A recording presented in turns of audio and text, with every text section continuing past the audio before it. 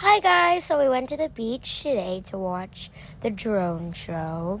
It's actually really cool, and there's actually two shows, so that's really cool as well. The first one starts at 7 p.m. and then the second show starts at 9:30 p.m. So yeah, and then there's also fireworks, and so the fireworks starts at 9. It's kind of earlier than the second one, the second drone show. So yeah. And then this fireworks and drone show started at December 15 and it will end at January 31 because of the Dubai shopping festival, and it's really nice. And yeah, look at that big eyeball. It looks so cool. So just staring deep into my soul right now.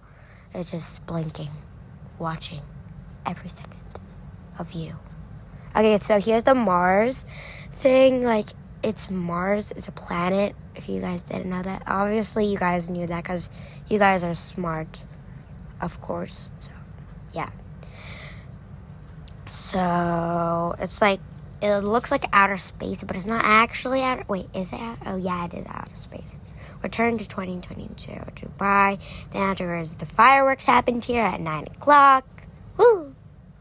And then this is another fireworks. I'm kidding. And this is the fireworks again, 3 times.